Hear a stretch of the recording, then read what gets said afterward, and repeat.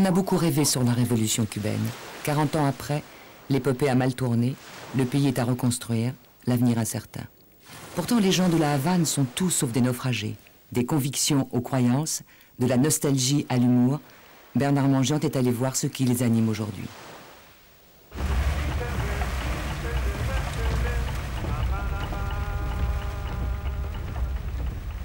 Filmer la Havane sous la pluie, j'en rêvais depuis longtemps. Au 5e voyage, me voilà exaucé. Mais très vite, ce plaisir se révèle assez incongru.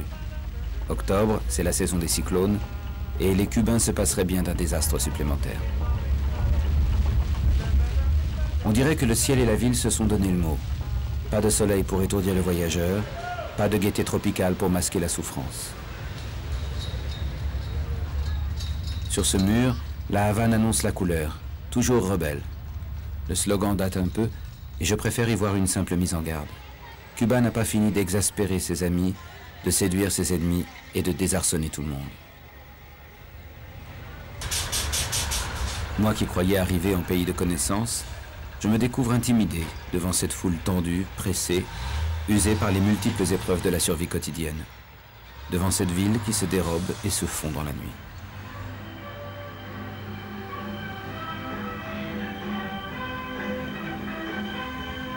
Chez des amis, on attend la météo.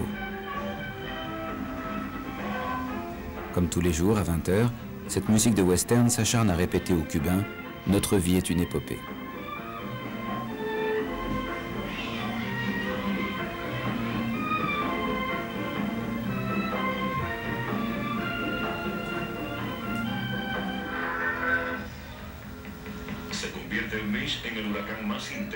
Ce soir, il est surtout question de Mitch, le plus violent cyclone depuis 10 ans.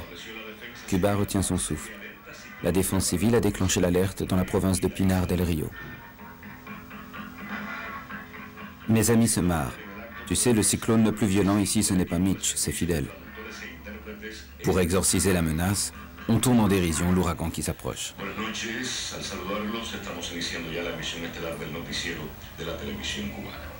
Lento se mueve por el mar Caribe el peligroso huracán Mitch.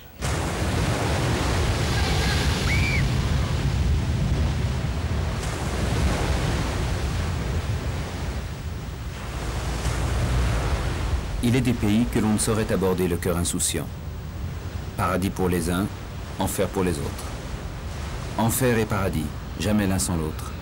Dans la mémoire de ceux qui sont partis, dans le présent de ceux qui sont restés et dans le regard du voyageur.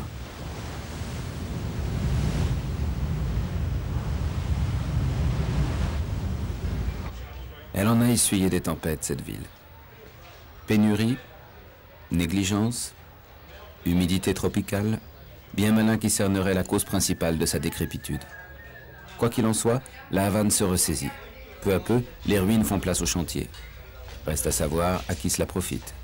Dans cette ancienne demeure coloniale, on construit un hôtel.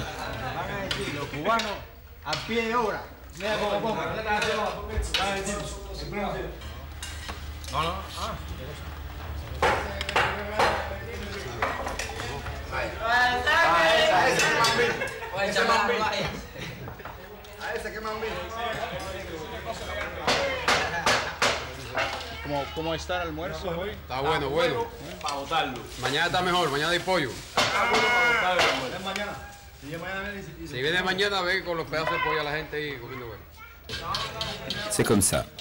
Les Cubains ne disent jamais « tu aurais dû venir hier ». Le poulet, le café, les médicaments, c'est toujours pour demain. Le bonheur aussi, sans doute. Et la liberté. Ou plus modestement, une vie normale. Beaucoup d'exilés cubains voudraient qu'on s'abstienne de venir ici, qu'on boycotte ce régime.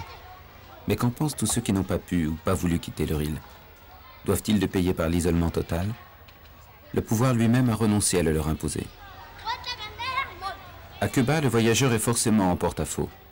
Et la ville prend un malin plaisir à me renvoyer à mes propres doutes. Ici, par exemple. Ne nous dérangez pas, ne demandez rien, on n'a rien à donner, merci.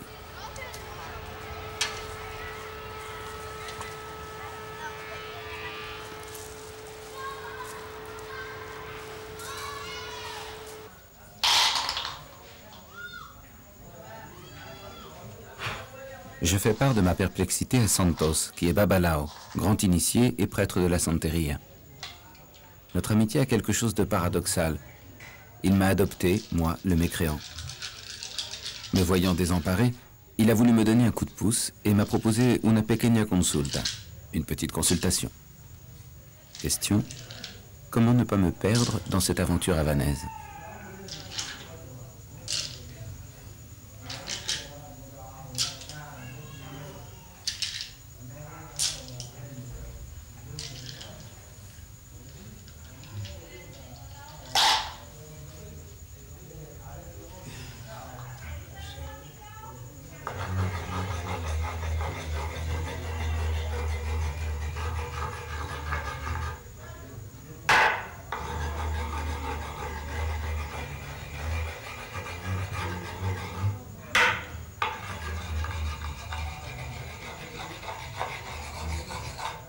La respuesta es la siguiente. Cuando uno tiene fe en las cosas le salen bien. Cuando lo hace con amor y cariño, le salen mucho mejor. Aquí dice que usted es una gente que no es muy creyente en estas cosas, porque lo está diciendo. ¿Y tú lo sabes, ya? Sí, no, pero bueno, lo está reafirmando esto. Pero dice Ifá o Rula, que la persona por lo menos tiene que creer en algo y tener fe.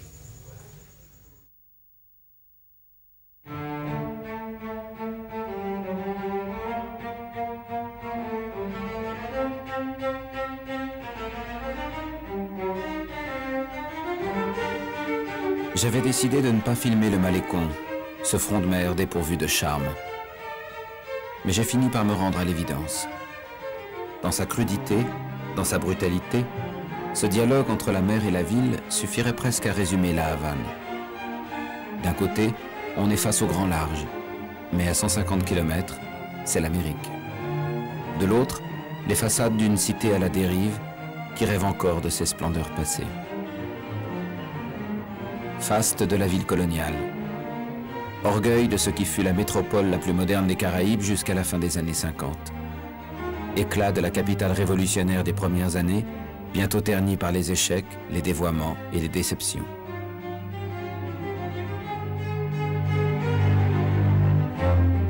Le Malécon, on y vient seul ou à deux, en bande ou en famille.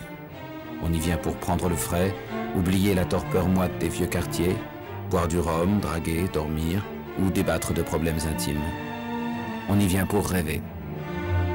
On y vient aussi pour attendre. Attendre interminablement un je ne sais quoi qui viendrait tout changer.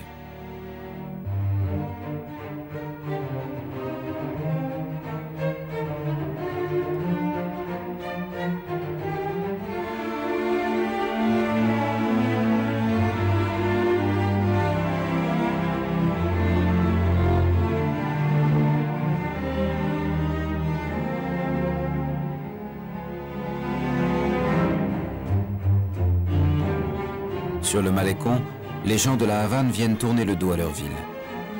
Pour quelques heures ou pour toujours. Il y a 5 ans ici, une foule inquiète regardait les candidats à l'exil, les balseros, s'embarquer sur leurs radeaux pour affronter les tempêtes et les requins.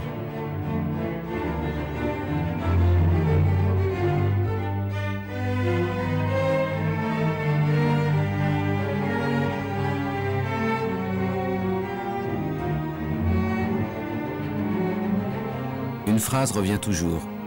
Le Malécon, c'est la seule chose qu'ils ne pourront jamais nous enlever.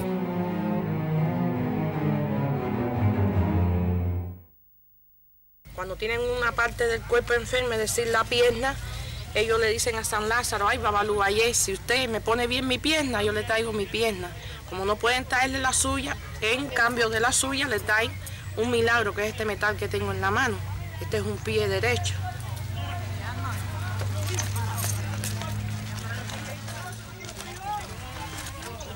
Este es el corazón.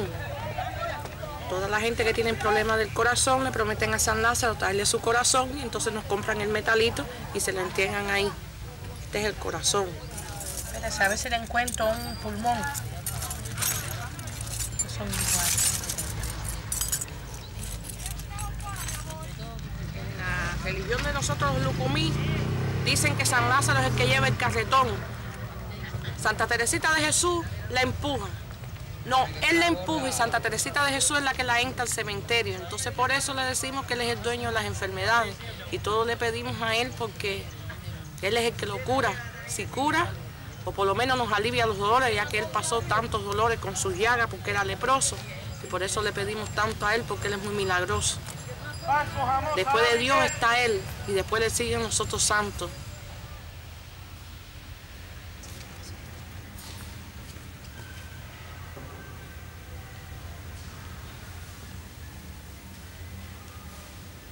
À Cuba, les esclaves africains n'ont fait qu'une bouchée de la religion de leur maître. Ils ont obligé les Espagnols et leurs dieux à cohabiter avec Elegua, Ochun, Chango, Yemaya et les autres.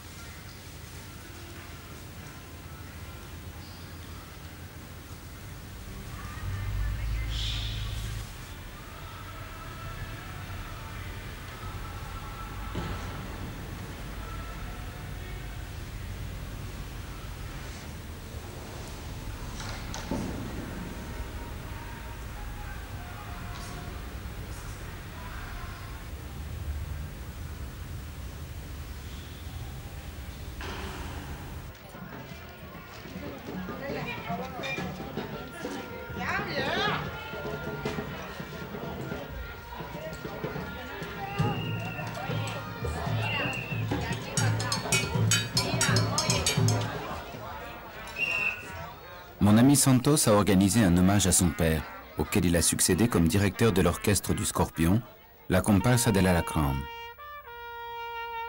C'est la fierté de son quartier natal, le Cerro, l'un des plus pauvres de la ville. Et comme partout à Cuba, le recueillement n'est jamais loin de la fête.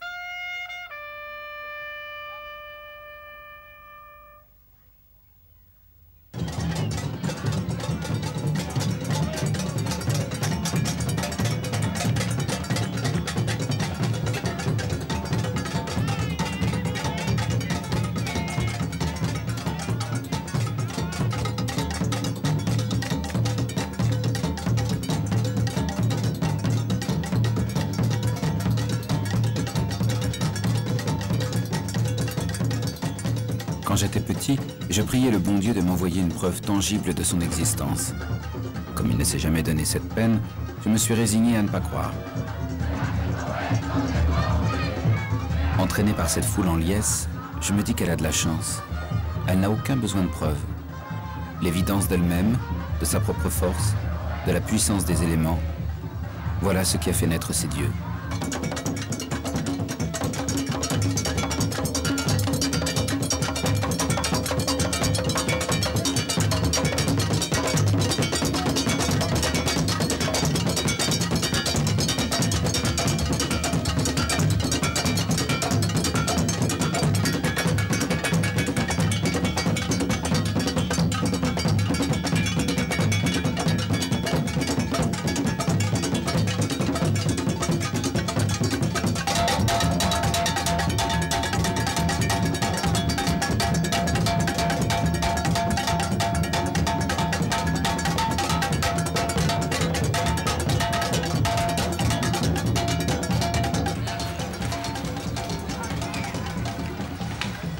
Alberto, l'un des musiciens, m'amène chez lui, dans une cour où s'élève une ceiba, un arbre qui fait parler de lui.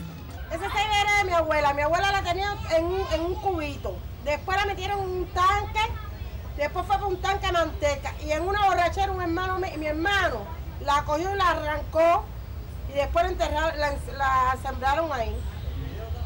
Eso tiene como 100 años o más. La ceiba, c'est le fromager, l'arbre tutélaire des Noirs de Cuba, la demeure de toute leur divinité.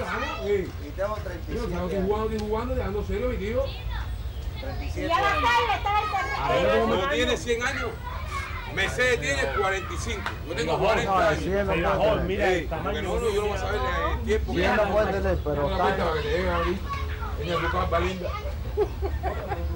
Bernal. Vamos. Manolo. Ven acá, tío Manolo. Dice Bertico que ese sello no tiene como 100 años.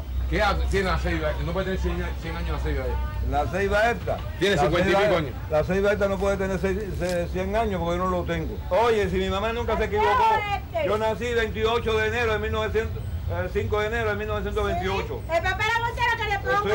Yo con mi fecha de nacimiento nací en el año 20 No, Manolo, Manolo, lo iba a hacer a nosotros. Salíamos de la escuela. Pero por eso mismo, tiene casi 100 años, eso tiene que tener. Entonces también salía tu papá.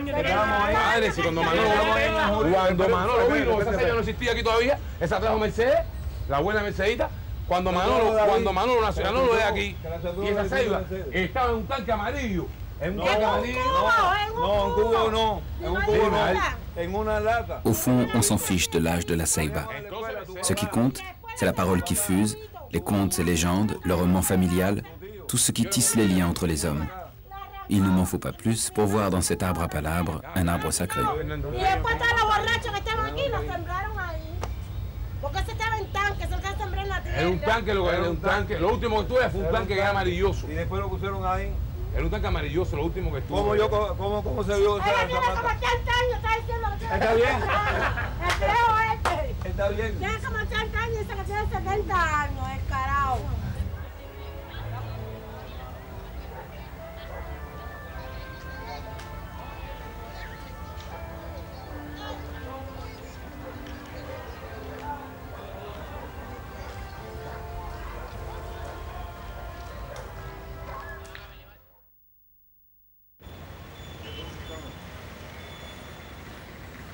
Castro a mis en scène la Havane comme une parodie de Brecht. Il est passé de Père Courage et ses enfants à grandeur et décadence de la ville de Havane Agonie, sans changer de slogan ni de banderole. Nous croyons à la révolution, nous croyons au peuple.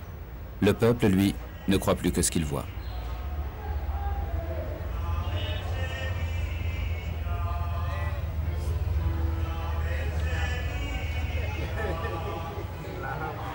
Aujourd'hui, la troupe est toujours là, mais elle joue une autre pièce, dont le metteur en scène, cette fois, est absent, anonyme et multiple.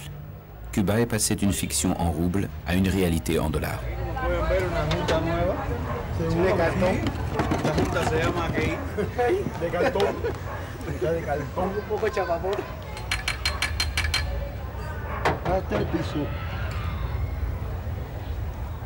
Porque no hay junta para ponerle el carro.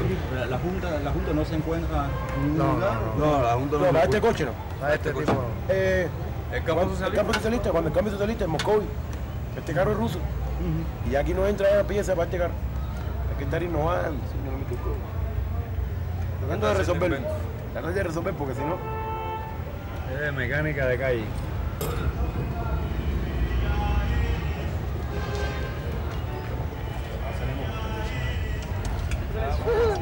Un cartelito abajo que dice un bandido cubano arreglando un carro. Hombre, oye, tú siempre das lo mismo, ¿verdad? Yo digo a ti. ¿Por qué bandido? Un mecánico. ¿Por qué así? Ese es el problema. Los cubanos siempre están de jocosos, ¿me entiendes? Buscando la forma de que yo le diga 2 o 3 malas palabras y me la altere, eso. Eso es lo que está buscando. Un saludo. Bandido aquí, tú Eres el tiro frío. Oye, niña. Mira.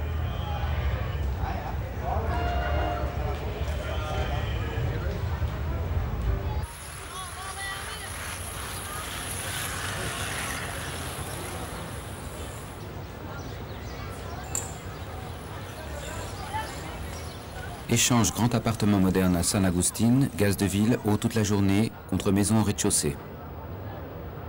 Mira, yo tengo una casa y planta, 4 cuartos y medio, sala 6x6, comedor 5x5, 2 baños, 2 cocinas, motor propio, gas de la calle, luz siempre. No falta el agua, quiero 2 apartamentos y 2 cuartos. Ah, bueno. Yo tengo una casa... Du jamais vu à la Havane. Tous les samedis, en plein centre, on vient tenter sa chance. En court-circuitant les organismes officiels, on peut éviter des années d'attente. Dans le débit fiévreux de ce jeune homme, il y a l'urgence, peut-être la douleur d'un divorce, et surtout le désir de prendre sa vie en main. Mais cette initiative, comme tant d'autres, reste à la merci d'une brusque colère du commandant en chef.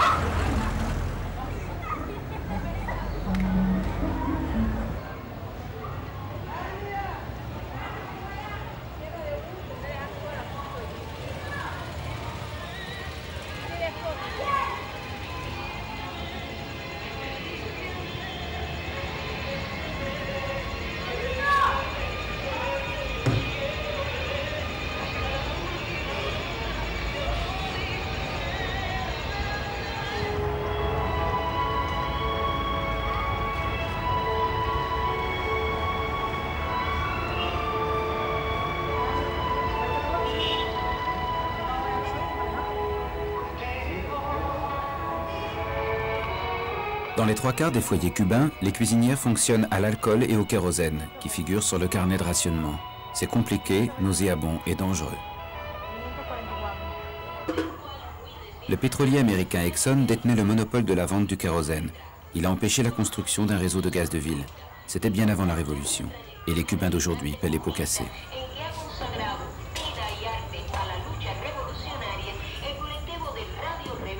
Le vendeur étant peu causant, je décide de jouer au naïf. No,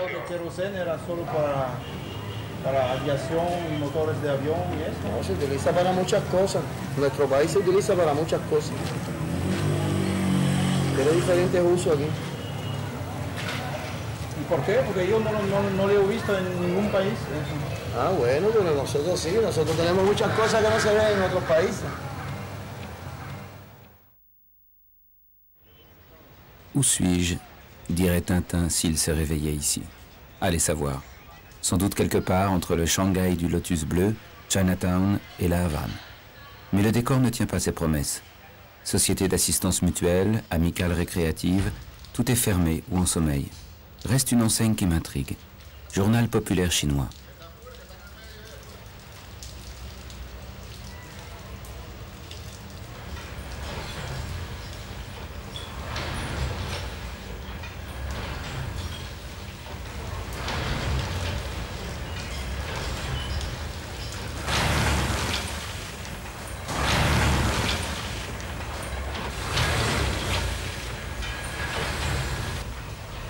Des mécaniques d'un autre âge, l'âge de la révolution industrielle, l'âge des révolutions tout court. Dans la trépidation de ces machines, un bon siècle d'histoire n'en finit pas de résonner. Le Capital, le manifeste du Parti communiste, J'accuse, Mein Kampf, le petit livre rouge, tout ce qui a voulu changer le monde, pour le meilleur ou pour le pire, est sorti d'ateliers tels que celui-ci.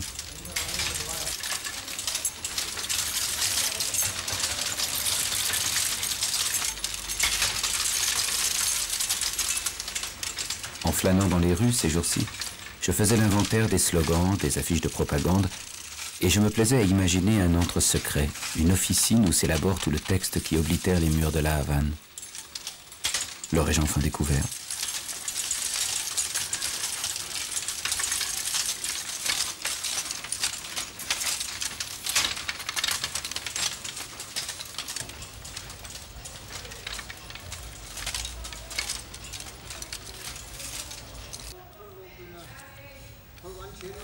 Le directeur du journal, quant à lui, a d'autres préoccupations. Nous continuerons jusqu'à ce qu'il ne reste plus un seul Chinois à Cuba. Voilà son credo.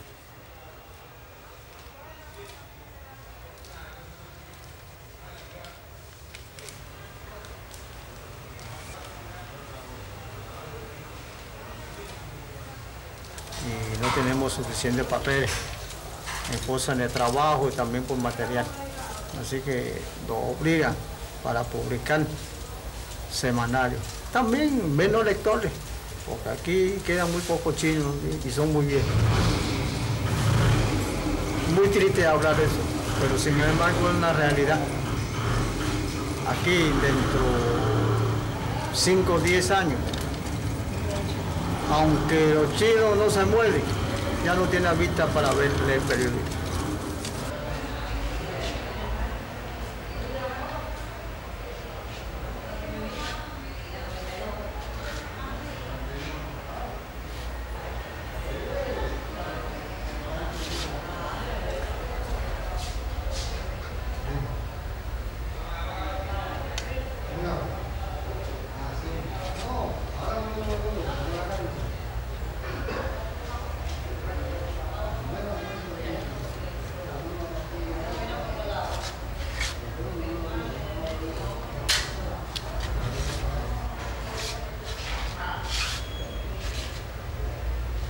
2117 caractères usuels à l'envers dans leur casier, plus 4000 autres moins courants en 4 tailles différentes. Un travail de bénédictin pékinois recyclé par Gutenberg, puis dépêché en mission spéciale à La Havane, sacrifié pour une cause perdue d'avance.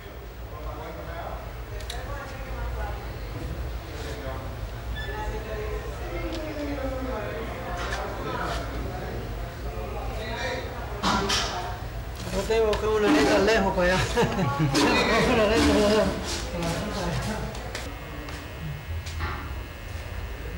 No sabe el palo que tiene.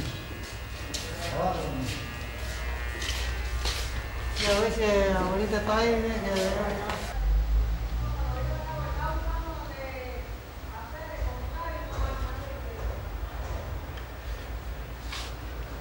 tengo que buscar otro letra por ahí de esquina. De aquí, de aquí.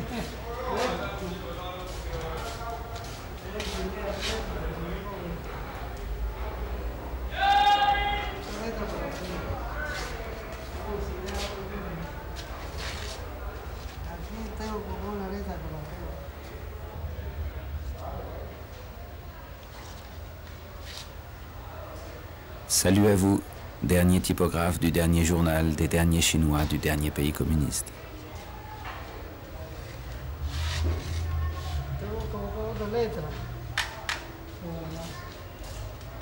J'aimerais vous ressembler, devenir un vieux sage et continuer en souriant mon très humble et très honorable travail, sans plus me soucier de son absurdité ni de la fin qui approche. Quand un typographe meurt, ses camarades interdisent que l'on touche à ses casiers. Ainsi, à chaque disparition, des caractères se perdent. Il en manque déjà pas mal.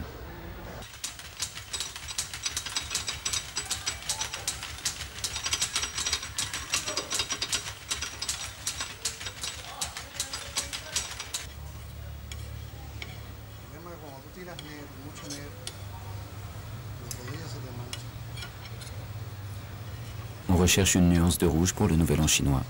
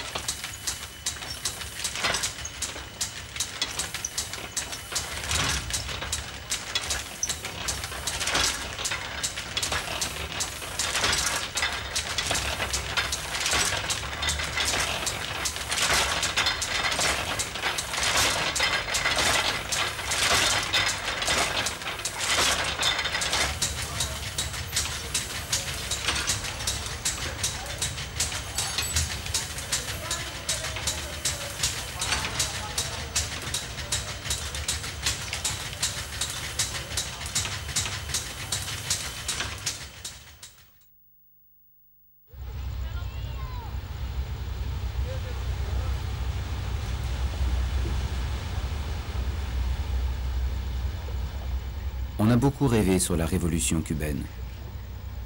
Mais pour ce rêve-là, je suis né trop tard. Ce n'est donc pas la nostalgie qui me pousse vers ce rivage.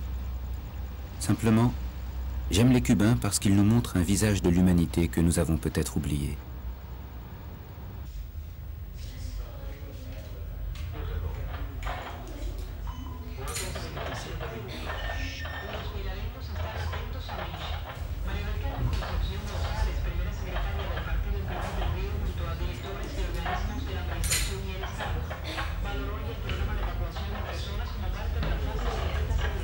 La météo continue à diffuser des messages d'alerte, mais le gardien du phare n'a pas trop l'air de s'inquiéter.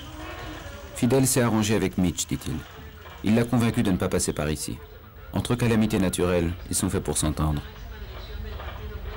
On plaisante beaucoup sur les relations cordiales qu'entretiendrait le commandant en chef avec les phénomènes atmosphériques. Mais la palme de la subversion revient aux responsables de la propagande sur la voie publique. Ici, par exemple, ils ont choisi d'afficher Socialismo o muerte, le socialisme ou la mort, l'implacable alternative qui conclut tous les discours officiels. À peine l'a-t-on déchiffré que l'on s'engouffre dans un interminable tunnel.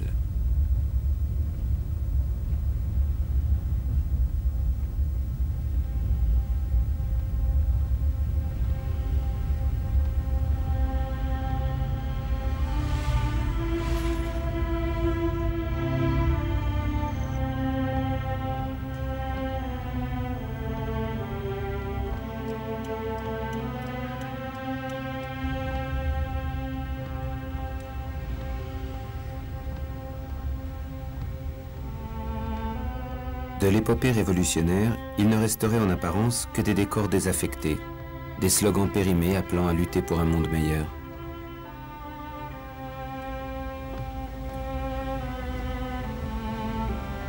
Et pourtant, les Cubains n'ont pas tout oublié. Certains croient encore aux valeurs que la Révolution a prêchées au début, il y a longtemps. Mais ils n'ont pas besoin de le crier sur les toits. Seuls les murs de la ville s'obstinent à exhiber des textes que personne ne regarde plus.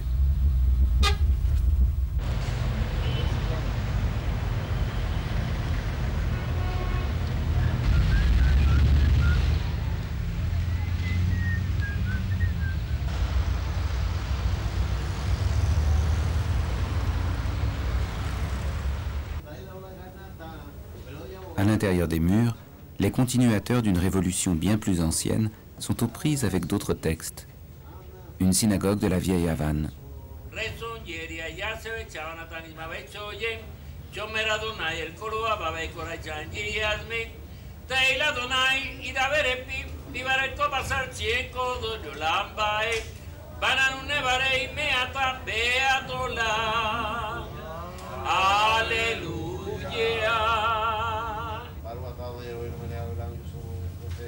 Je sens bien que cette petite communauté vient de renouer avec une tradition plus ou moins abandonnée.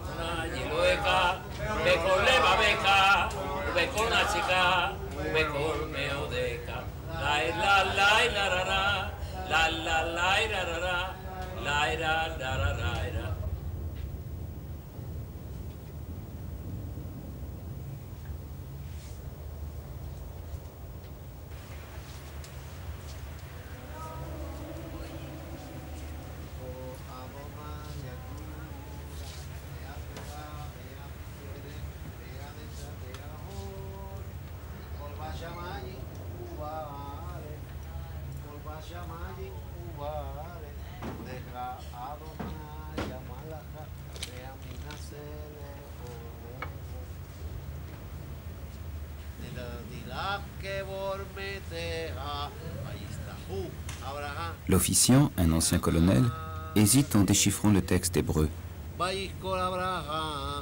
Il le suit dans un livre, tandis qu'un jeune homme, visiblement mieux formé et plus exalté, lui indique les emplacements correspondants sur le rouleau de la Torah.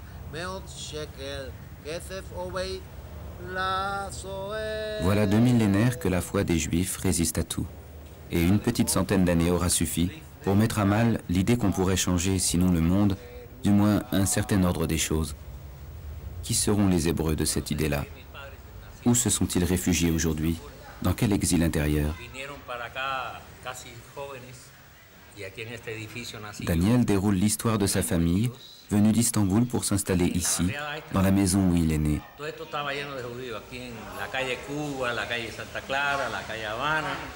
Il évoque ce qui fut le quartier juif de la Havane. La rue Cuba, la rue Havana. C'est comme si les Juifs étaient venus se loger au cœur même du pays.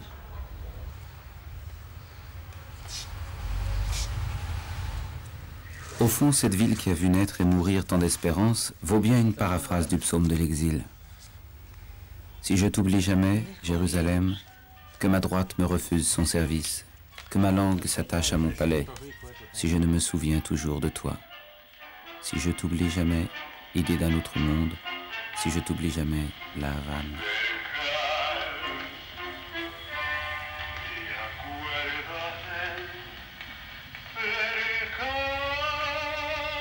Daniel a travaillé toute sa vie dans le port de la Havane. Avec $6 par mois de retraite, il ne survivrait pas sans ses talents de chanteur. Il les exerce à la synagogue, mais aussi dans un club de danse.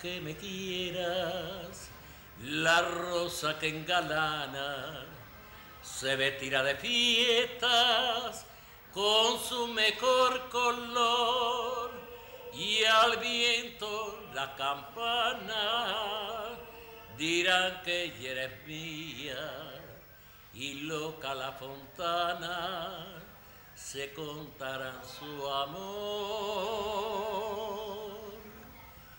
La noche que me quieras desde el azul del cielo, Las estrellas celosas nos mirarán pasar y un rayo misterioso hará nido en tu pelo.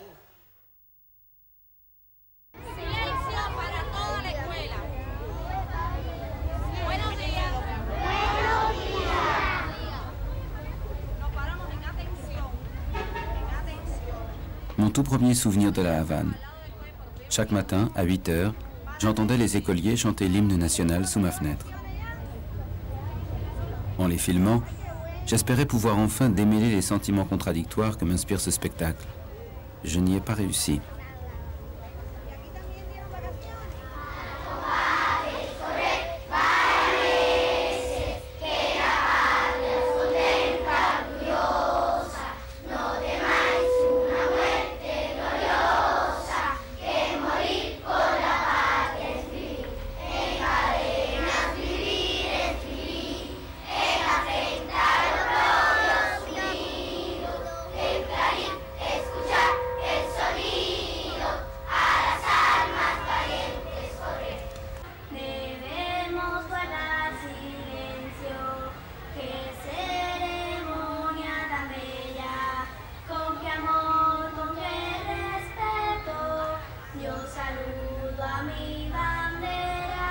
Les enfants chantent l'amour et le respect du drapeau.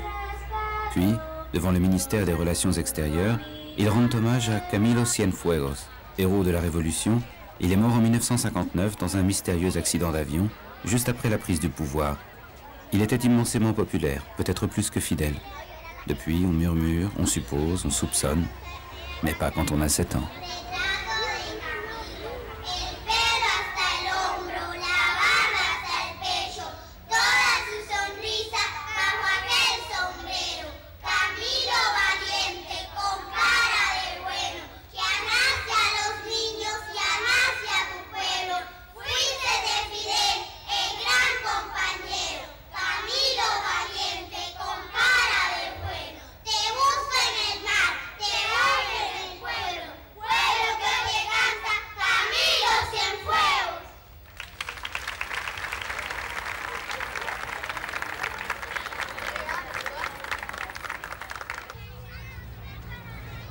L'avion de Camilo est censé s'être abîmé en mer, et son corps n'a jamais été retrouvé.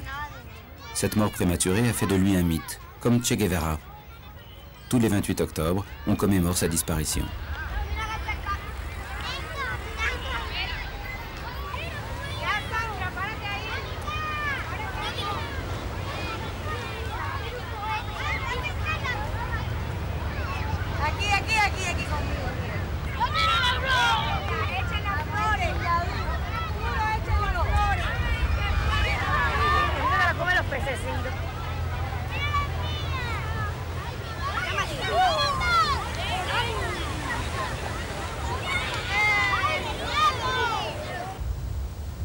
Si on vénère Camilo et le Che, on se moque éperdument des reliques de la lutte armée.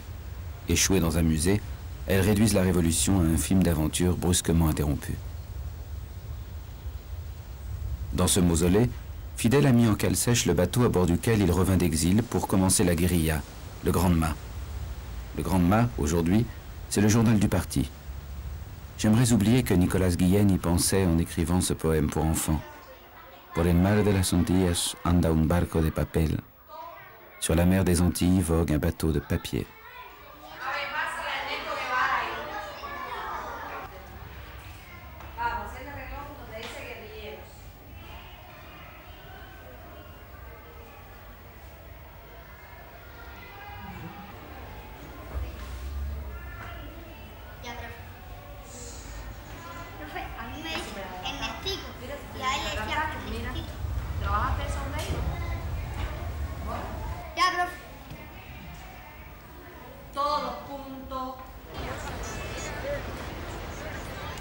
L'après-midi, je croise des employés de la Banque nationale qui vont eux aussi rendre hommage à Camilo. Je m'attends à une cérémonie plus longue et bien encadrée. Mais je ne les ai même pas vus jeter les fleurs, car le cortège s'est dissous avant de s'arrêter. Un autobus vient d'arriver. Or, les autobus sont rares et n'attendent pas forcément la fin des cérémonies.